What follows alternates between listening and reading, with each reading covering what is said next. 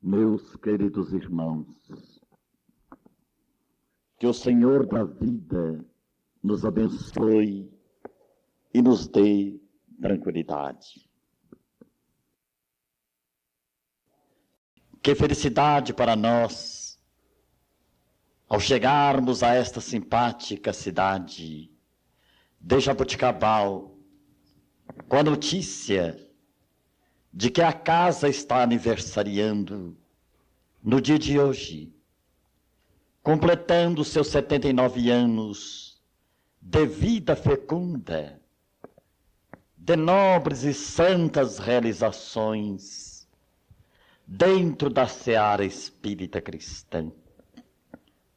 Ouvimos atenciosamente o currículo, a leitura feita pelo nosso irmão, dos departamentos da casa, dos pioneiros que levantaram esta bandeira de trabalho e de vitórias espirituais. E hoje, para nós, essa alegria se torna imensa, indefinível, quando o Evangelho nos proporciona a meditação do trecho sob o despendimento dos bens terrenos.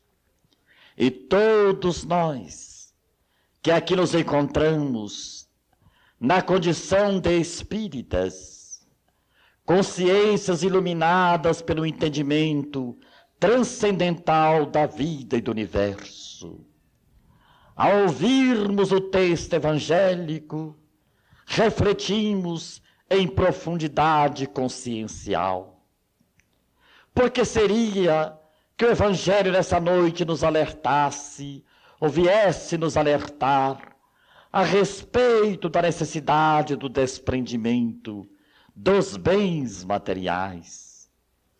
Porventura estaremos nós ainda presos, aprisionados ao egoísmo, à avareza, às paixões pelos bens da terra, quando a luz do entendimento espírita já nos felicita a alma?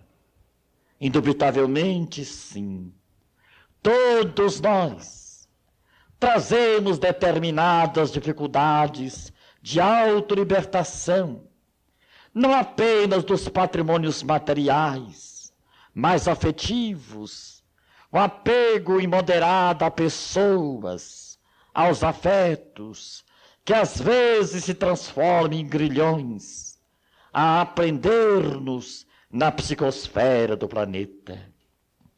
E com o entendimento de que o espírito necessita elevar-se em planos mais profundos de espiritualidade, a voz do bem, através da mensagem espírita, vem de nos alertar da atitude racional de nos desprendermos gradativamente, paulatinamente, de todo excesso, de tudo aquilo que pode causar dificuldades em nossa elevação de espírito.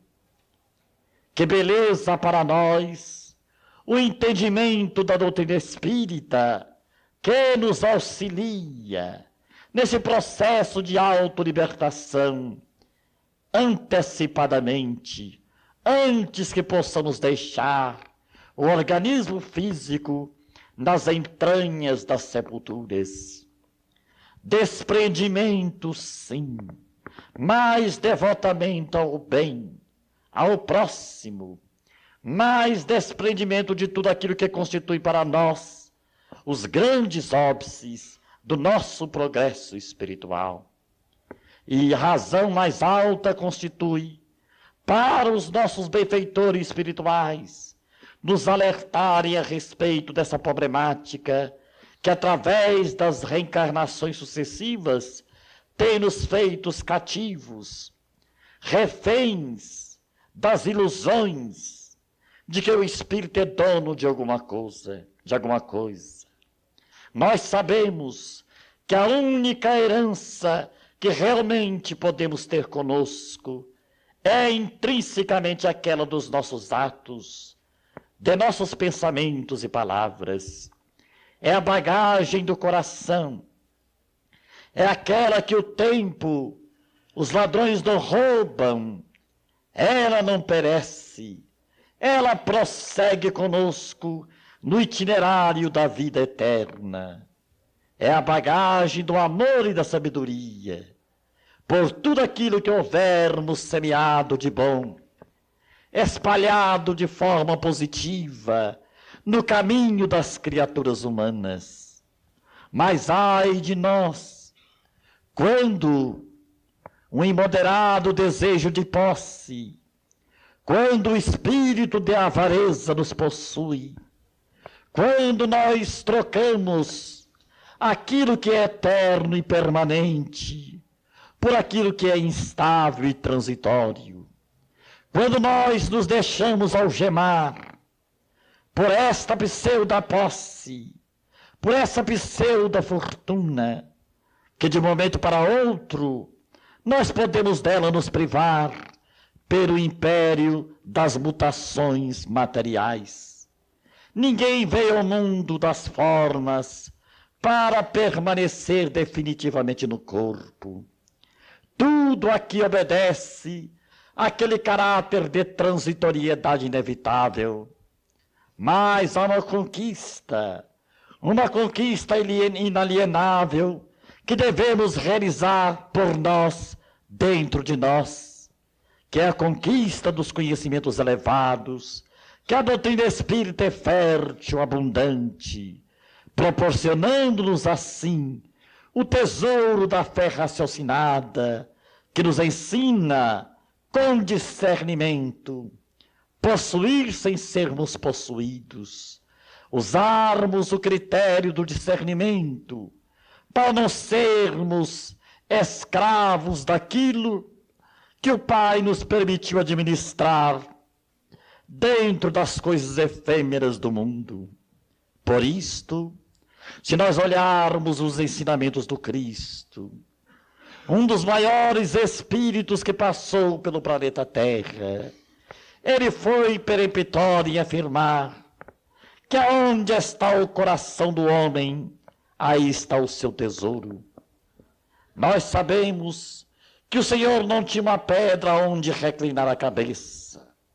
Nasceu numa manjedoura paupérrima, teve uma vida modesta e se despediu do mundo massacrado numa cruz.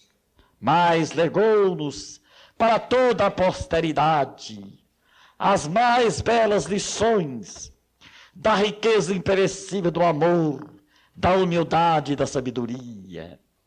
E todos nós, espíritos em evolução, através dos erros infinitos e insondáveis, através das vidas seriadas, temos sido aqueles espíritos negligentes, retardatários da evolução, que temos feito a inversão dos valores eternos, nos permitindo viver apenas naquilo que tange aos sentidos, às percepções materiais, em detrimento à vida imperecível do espírito. Nós sabemos que todos nós que aqui estamos já vivemos séculos incontáveis e estamos diante de milênios sem fim. Todos nós já habitamos palácios das grandes aristocracias do pretérito. Todos nós já fomos grandes latifundiários. Hoje, talvez, pela necessidade de elevação, de aprendizado ou de resgate, nós voltamos à reencarnação, socialmente mais obscuros, materialmente mais pobres, marcados pela necessidade e pela dor, a fim de ressarcirmos os excessos do pretérito, o desmando do passado, as arbitrariedades de ontem, e para que o espírito encontre esta leveza espiritual que possa lhe permitir os mais elevados voos da espiritualidade maior, faz-se-lhe mister que ele se desprenda gradativamente de tudo aquilo que lhe possa causar obstáculo ao avanço. E o nosso apego imoderado às pessoas e às posses materiais tem constituído para nós grandes barreiras a interditar o nosso avanço espiritual.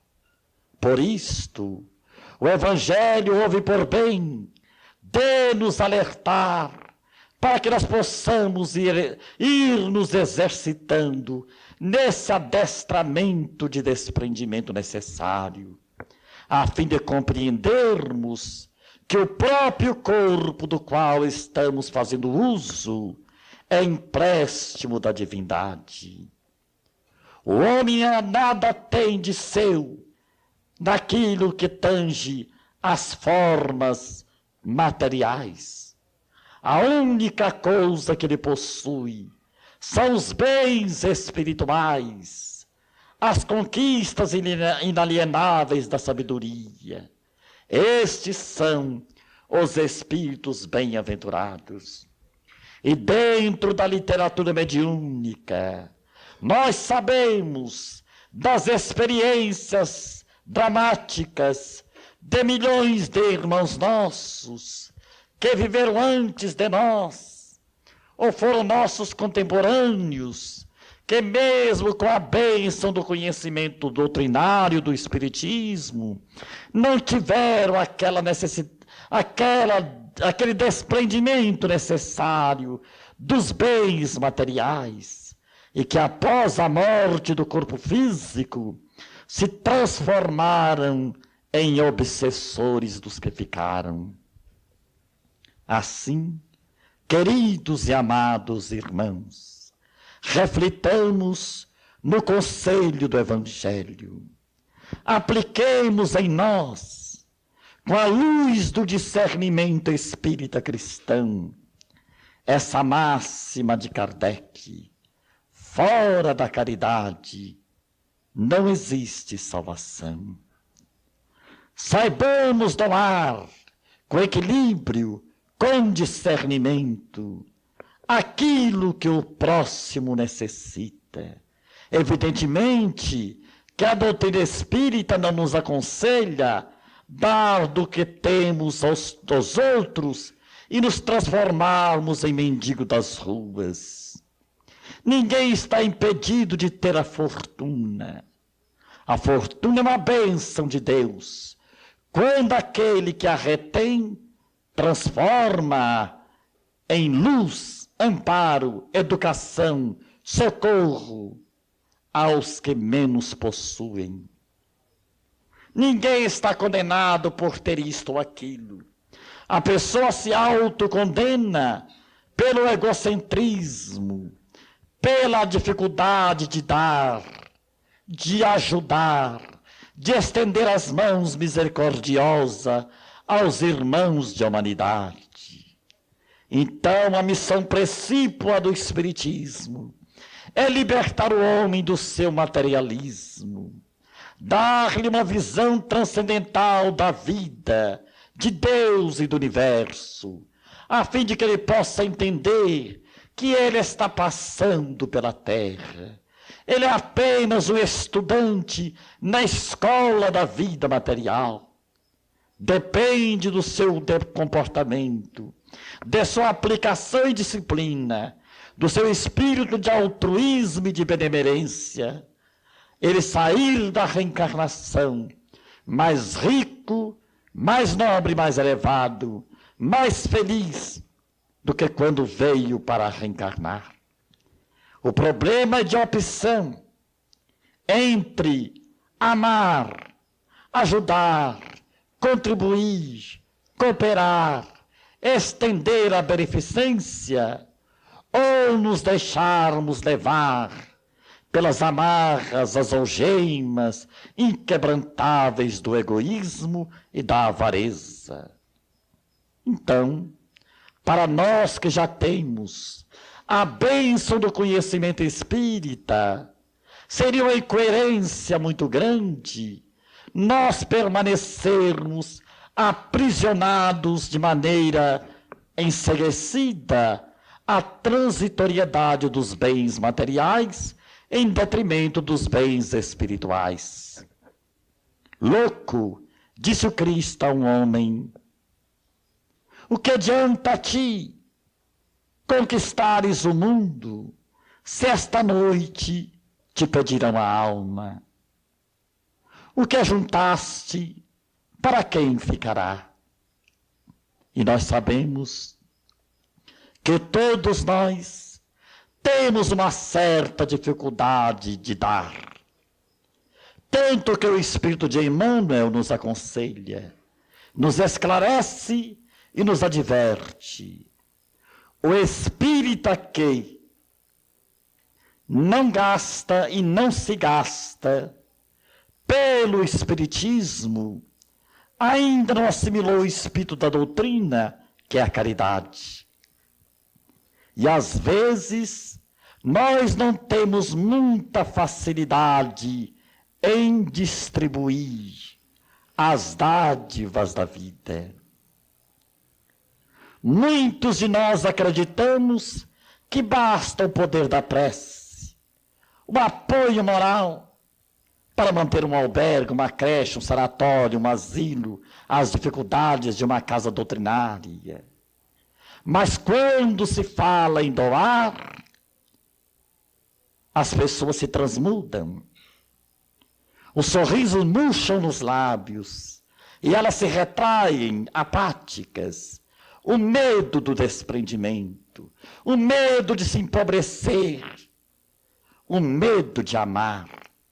Tanto que irmão X, em crônica psicografada pelo Chico, nos diz que o homem tem medo de ser bom. E ele cria para si as mais dolorosas prisões magnéticas. E ele destrói em si as faculdades de amar. Então, queridos irmãos, não vamos imitar aquele homem da crônica de Humberto de Campos, que vivera há 80 anos, gozara o corpo, a fortuna e os prazeres materiais, mas quando se viu acometido pelas torturas de uma doença irreversível, quando ele compreendera que a desencarnação lhe era inevitável, ele quis usar de sutilezas, comprando a misericórdia de Deus. 10 milhões para o sanatório, 5 milhões para a creche, 10 milhões para o asilo, e 2 meses depois, desencarnara considerado um homem de bem, com todas as pompas da igreja. Mas ao chegar no mundo dos espíritos, tão grande foi a sua decepção, porque lá estava filmado, registrado, os seus sentimentos mais secretos, as suas intenções mais sutis. Após gozar o corpo, a revelia, na indisciplina, na maratona dos prazeres, ele deu porque não podia levar consigo. E com isto, ele pretendia comprar a misericórdia de Deus. Então os espíritos amigos lhe disseram: não, Pacheco, você vai ter que voltar à reencarnação, suar pelos poros, compadecer-se dos necessitados e auxiliá-los pelo amor.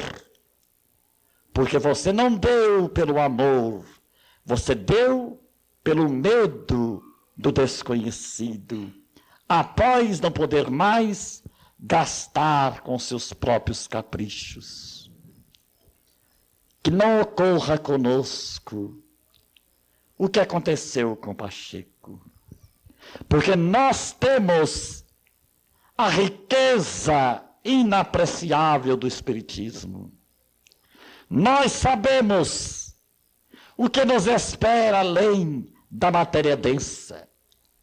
Nós compreendemos a problemática da vida espiritual no que tange ao acerto de consciência. Nós sabemos que a lei é de causa e efeito. Então que nós possamos, como alunos obedientes ao Divino Mestre, irmos nos desprendendo gradativamente de todo o excesso que nos causa estranheza. Assim, amados companheiros, o apelo do Evangelho é emocionante, porque nós que participamos nas nossas casas espíritas dos trabalhos de desobsessão, somos testemunhas dessas vozes estranguladas na garganta dos médios que vêm suplicarem compaixão e piedade. E nós nos lembramos de que numa noite, alguém sofredor, miseravelmente infeliz, assenhoreara-se do aparelho mediúnico e pela psicofonia do médio nos alertara: companheiros da terra, ouvi-me por misericórdia. Na minha última encarnação, eu fui um rico industrial, fazendeiro de muitas posses. Visitei por diversas vezes a Europa. Tive diversos apartamentos em São Paulo. A minha vida foi uma corrida atrás do poder, dos salões de cheque. Mas nunca encontrei prazo, tempo, eu nunca tive tempo para pensar nas dores dos semelhantes. Eu era alguém hipnotizado pela ilusão do ouro. Ouro e mais ouro, posses e mais posses, até que um infarte me conduziu ao mundo dos espíritos, no qual eu não acreditava.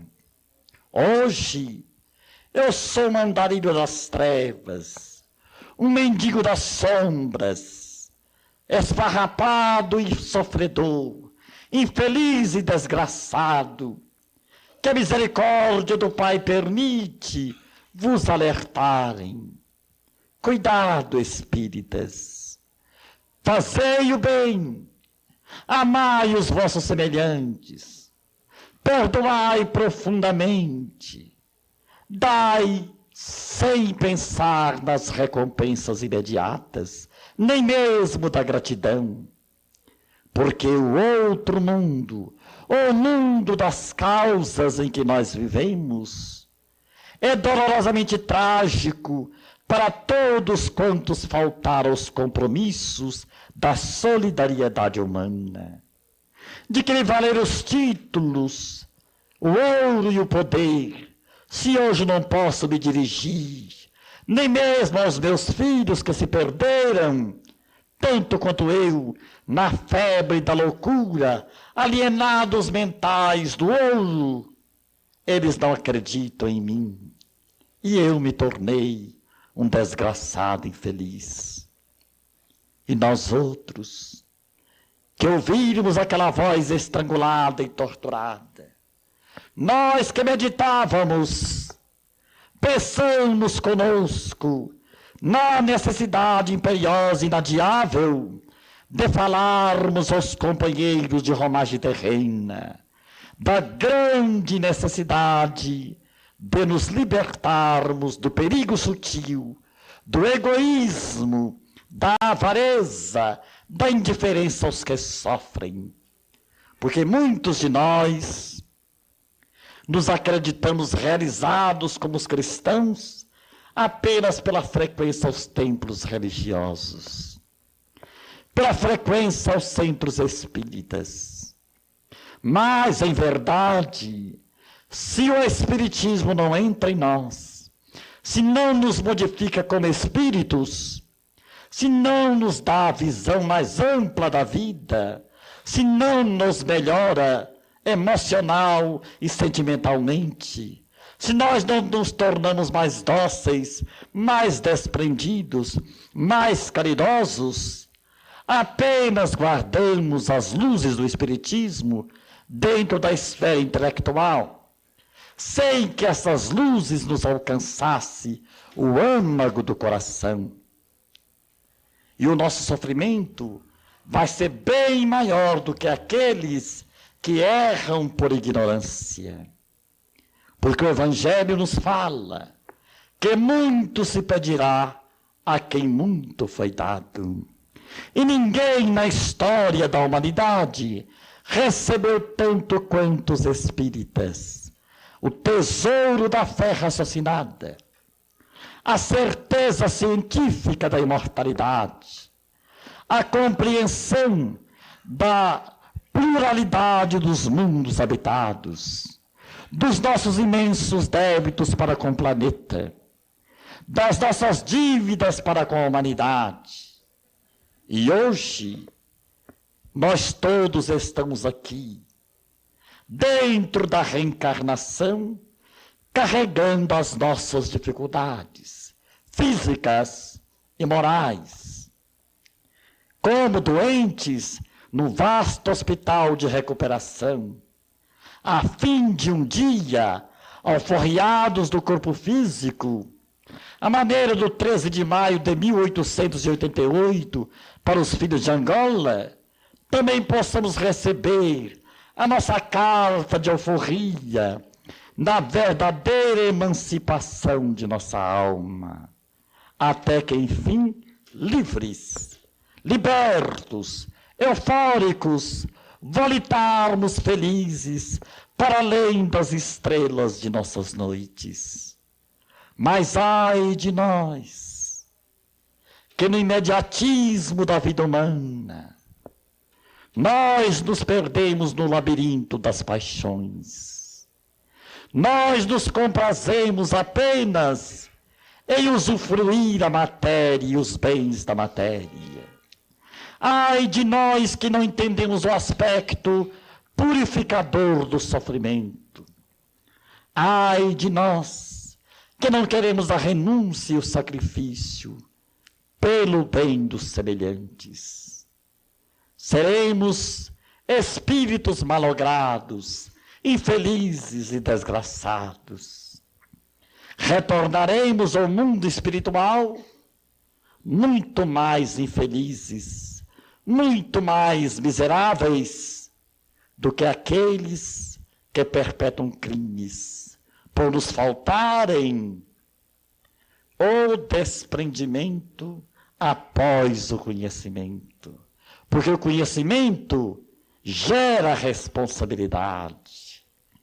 Após conhecermos, é aquilo que nos ensinara Jesus: conhecereis a verdade, e a verdade vos libertará. De que a verdade poderia nos libertar?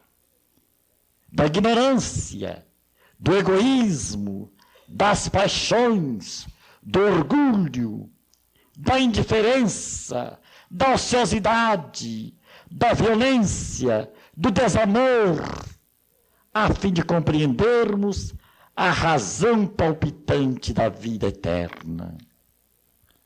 Então, nesta casa, que hoje completa mais um aniversário de profícuas realizações no campo espiritual e material de suas atividades filantrópicas, sociais, nós nos rejubilamos pela página do Evangelho, que vem de nos auxiliar a todos a irmos gradativamente nos esforçando para amar sem aquela condição possessiva, a ter sem sermos possuídos, a compreender sem pedir compreensão. É o exercício, é a ginástica, é o adestramento, é a preparação do espírito para que ele possa se libertar com mais facilidade das circunstâncias do sofrimento após morte. Referimos-nos, é claro, à morte do corpo, porque o espírito jamais pode morrer. Então, companheiros e amados irmãos que aqui estamos analisando, nós nos lembramos de irmão X, aquele senhor que vivia pedindo aos espíritos que auxiliasse a ganhar na loteria, porque ele tinha o ideal de construir um orfanato para as crianças. E de tanto lhe pedir, os espíritos lhe permitiram encontrar no seu caminho uma nota de 10 mil réis. Ele pisou em cima da nota, olhou para a esquerda e para a direita, não se viu observado, apanhou rapidamente a cédula e, ao pô-la no bolso, continuou andando. Cruza por ele 3 ou 4 minutos depois um mendigo necessitado. Estende-lhe as mãos esquálidas e trêmulas e suplica-lhe uma ajuda pelo amor de Deus. E ele lhe responde frio e cruel: eu não cuido de vagabundos. Então os espíritos disseram: imagine se fosse 10 milhões. Assim, companheiros, vamos pensar no valor das migalhas. Não importa a quantidade, o que importa é a qualidade da ação. É a qualidade da doação, a maneira de nos doarmos doando. É esta atitude que é analisada pelos nossos benfeitores espirituais. Porque naquela Jerusalém atormentada, naquela tarde de sol intenso, todos deitavam no gasofilácio as suas ofertas. Quando na fila comparece uma magra, esquelética e pobre viúva, que depõe no gasofilácio a magra e única moeda que possuía. Foi a única que mereceu de Jesus um apontamento de amor. Em verdade, essa deu mais do que todos, porque deu do que lhe faltava. O espírita não pode deixar o pão endurecer nas latas, os sapatos em desusos, as roupas em desusos, o dinheiro trancado no cofre da usura. São valores mortos, estanques. Pode criar contra nós dolorosos processos de obsessão. Dar é o lema da vida. Quem é que ensinou matemática para a terra? Que recebe do lavrador um grão de milho e lhe devolve uma espiga recheada? Quem é que ensinou a terra a multiplicar? A cisterna mais visitada pelo balde, mais multiplica caudal. Nós sabemos, e vós também sabeis, do livro de Ramiro Gama, lindos casos de Chico Xavier, quando ele disse à sua irmã, que não acreditava muito nos espíritos: minha irmã, é dando que se recebe. A vida é uma troca permanente. Quem dá, dá-se. Quem não dá, rouba de si mesmo. O Chico saiu para trabalhar e quis fazer um teste. O teste de São Tomé. Ver para crer. Deu 2 chuchus à vizinha. Depois recebe 6. Deu 6. Recebeu os 12. Deu os 12 e não recebeu nada. À tarde voltava o Chico para casa. E mais do que depressa, ela diz ao irmão: quase que comecei a acreditar na sua filosofia. Mas nós acabamos de ficar sem chuchus para a sopa. Dei todos os chuchus e não recebi mais nenhum. Não passou 6 minutos, alguém bate à porta do Chico, trazendo-lhe um saco de chuchus. Meus irmãos, que beleza para nós. Há uma passagem de irmão X, na Índia. Aquele vidente que vira aqueles 2 jovens, marcados para morrer naquele dia. Eles saltitantes, cantarolando uma canção, iam matagal próximo, lenharem, buscarem lenha. E ele, o vidente, pensou em voz alta, tão jovens e vão morrer hoje. Alguém que estava perto do vidente acompanhou os 2 jovens para verificar se o vidente era digno de crédito ou se era um falso profeta. Os jovens foram à floresta próxima, buscaram as lenhas, voltaram cantando para suas casas, sem que de nada de trágico lhes acontecesse. Então ele voltou para desmascarar o sábio. Vós sois um pseudo-sábio, um falso profeta. Os jovens estão bem, saudáveis e felizes. O vidente, ensimesmado, não é possível, redarguiu. Vamos lá. E lá chegando, lá estavam os jovens cantando uma canção, felizes e descontraídos. Então o vidente lhes pergunta: o que ocorreu com vocês na estrada da floresta? Nada, senhor, respondeu um dos jovens. Apenas encontramos um mendigo e repartimos com ele o nosso pão.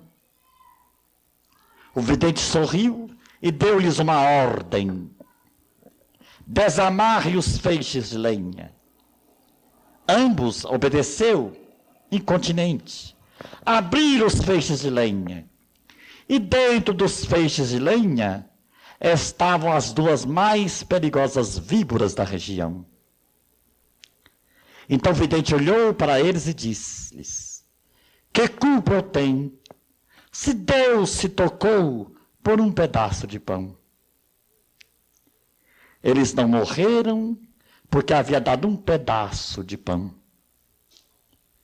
Quantos de nós que lemos a mediunidade de Chico, vamos olhar no livro Sexo e Destino de André Luiz, aquela madame do Rio, que tinha uma vida fútil, vazia de society, que nada fizera até então em benefício de alguém. Ela estava para ser auxiliada, socorrida, mas os espíritos nada podiam fazer em seu favor, porque ela não estabelecera crédito algum com a espiritualidade. Até que numa tarde na praia, ela tem compaixão de um órfão, de uma criança, e tira da sacola um pedaço de sanduíche e dá para a criança. Félix, André Luiz, choraram na espiritualidade de emoção. E o gentil Félix determinou: vamos ajudá-la. Ela já tem crédito conosco. Um pedaço de sanduíche.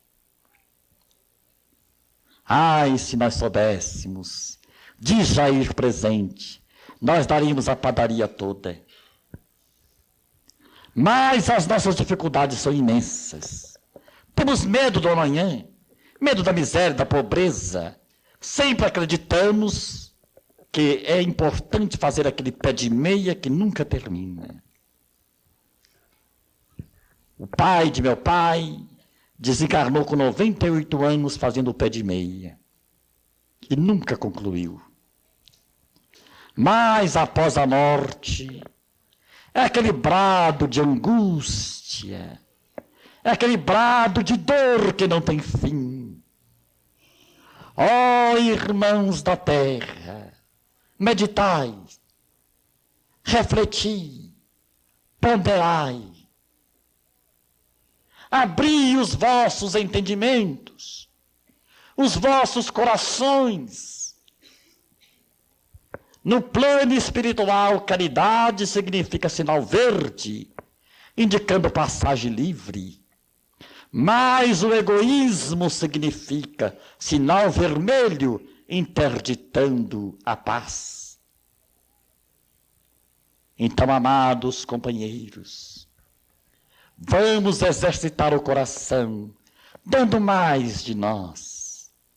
Aqueles do lar, da via pública, dos albergues, das favelas, dos presídios, todos somos irmãos perante a paternidade de Deus. Então, a caridade para todos nós é simples obrigação. Bem-aventurados sois vós, que deste de comer a quem tem fome, de beber a quem tem sede, que vestiste os nus, que visitaste as viúvas, os infelizes. É a mim que o fazeis. Jesus se colocara na condição deles e por eles agradecia a humanidade. É como se ele dissesse: muito obrigado, alma querida, pelo bem que me fizestes.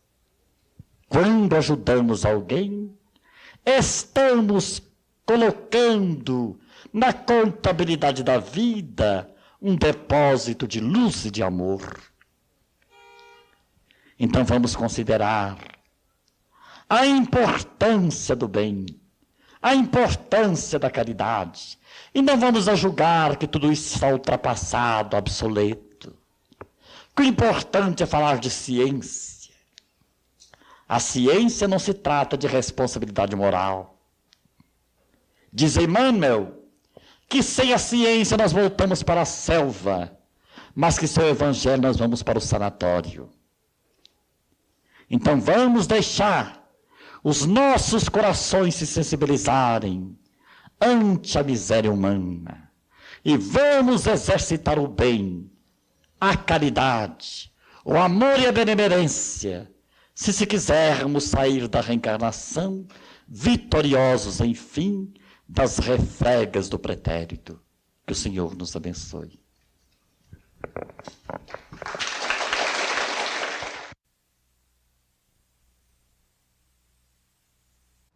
O Espiritismo transformou minha alma e deu-me calma para entender a dor nas horas tristes de aflições e horrores.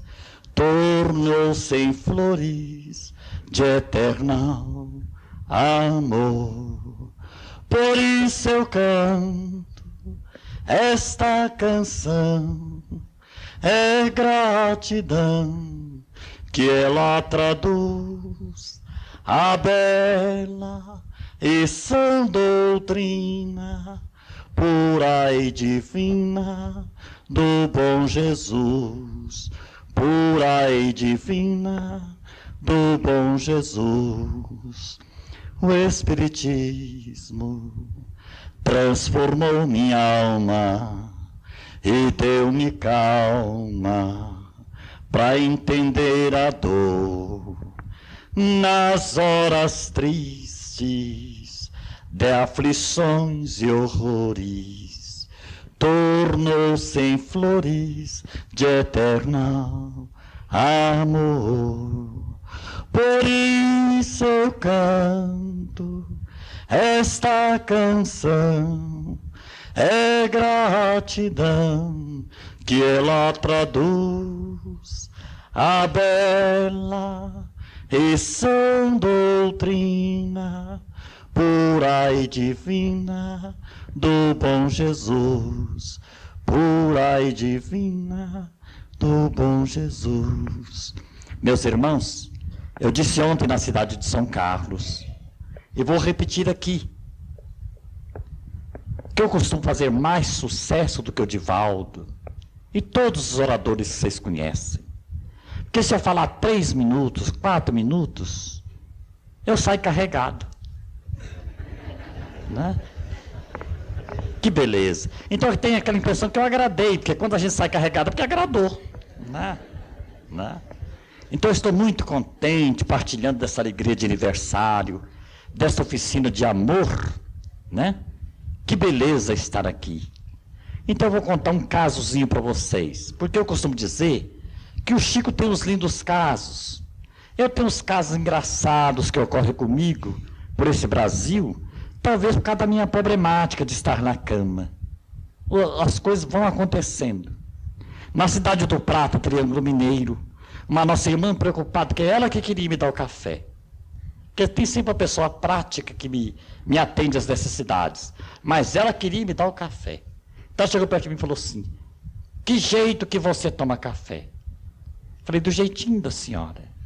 Então ela virou a xícara de uma vez. Né? E eu dei aquela engolada feia, né? E a lágrima correu e morreu na ponta dos lábios. Falou: o que foi? Falei: emoção, minha filha.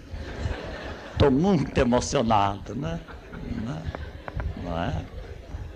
Na chegada de Porto Alegre, o guarda vê a perua, apita. Meu irmão parou, quando o guarda me viu, falou assim: hospital à direita. Eu falei: muito obrigado. Não. Na cidade de Brasília, eu costumo ficar no lar dos velhinhos. Então, quando eu cheguei carregado pelos amigos, um velhinho disse para o outro assim: ai, já está enterrando defunto com óculos? Achando que era a saída de um enterro. Não. E por eu ser cego, com respeito aos meus irmãos, que estão aí privados da visão física, né? Mas enxergando mais do que os astrônomos, né? Uma senhora em Uberaba queria falar com o Chico. Eu costumo falar que eu sou pneu de estepe do Chico, porque eu estou todo mês em Uberaba, então aqueles que não podem falar com o Chico, quebra o galho comigo, né? Então a nossa irmã chegou: o senhor é o seu Jerônimo Mendonça? Falei assim: para lhe servir, minha irmã. Ela tirou da bolsa uma fotografia e falou para mim: este é meu marido. Falei: muito prazer, o senhor está bem? Ela ficou em silêncio. E o cidadão também, né? Falei: o senhor está bem? Tudo bem com o senhor? Então ela falou: mas, senhor Jerônimo, é uma foto. Falei: ah, é uma foto. E pensei comigo: agora como que ela vai ficar, né? Falei: minha irmã, mas eu também sou cego. Ela só não falou: essa aqui é uma foto do meu marido. Só falou: este é meu marido. E eu não enxergo, né? Cumprimentei o seu marido. Me desculpa, falei: estamos quites, né? Estamos quites. Mas qual é o problema? Esse homem me ama. Imaginem vocês, ela que era esposo média que tinha que saber. Falei: coitado do Chico, né? O que o Chico tinha que enfrentar? Saber se ela era amada pelo marido.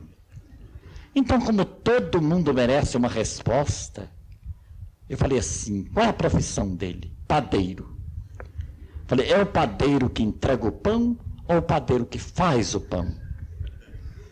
É o padeiro que faz o pão. Quer dizer, trabalha até a madrugada, trabalha. De dia está dormindo em casa. Tá, esse homem te adora. Muito obrigado, você é um grande médium.